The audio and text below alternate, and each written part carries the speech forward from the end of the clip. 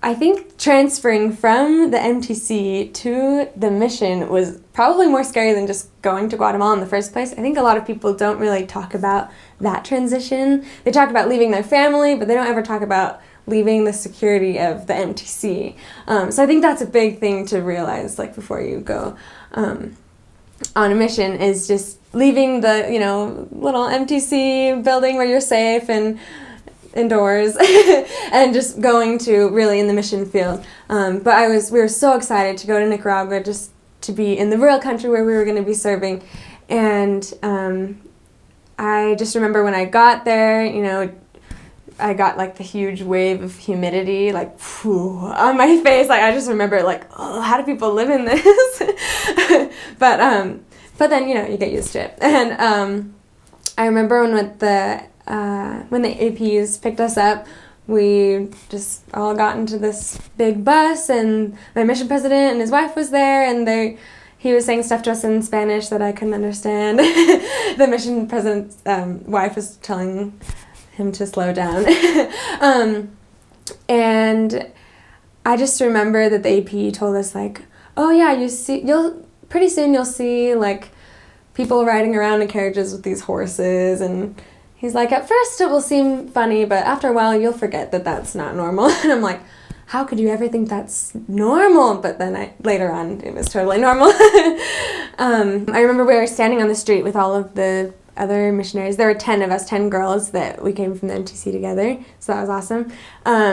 And just this guy just flew by on a horse, just galloping along, like, with a big carriage in the back, like holding all this wood or something. And we just look at him and we're like, well, I've never seen that before, just things that you normally wouldn't see in the U.S. that at that time, first arriving there, was like a big deal. I do remember definitely the first couple of weeks being very different, and I definitely had culture shock, because it's so different that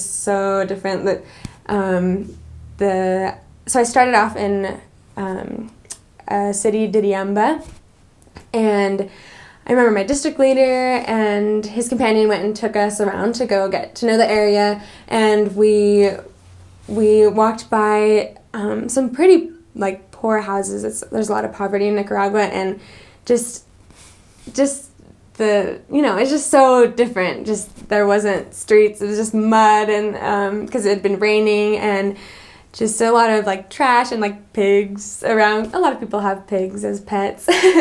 And just looking at everything, I was just shocked. I don't know where I am. I felt like I was in another world. It was just crazy to me, but I just told myself, like, it's okay, like, I'll give myself a couple weeks and we'll be fine. And it was. And after a while, everything seems normal, and the U.S. seems like it's the weird one, so it was great. So I was lucky that on the second day I was in Nicaragua, it was Mother's Day in Nicaragua, and so I got to call my mom since we didn't get to call them in the MTC. So I remember calling her in these little internet cafes where we would do our riding home and calling. And I just remember calling my mom, and they were having a funeral. Whenever they have funerals, they have all of these, it's like a tradition there. All the people walk in the streets, all the people that knew that person who passed away, and they go to where they bury them. So I remember talking on the phone with my mom and looking out the window and being like, Mom, I don't know this is so different. Like, the culture is so different here.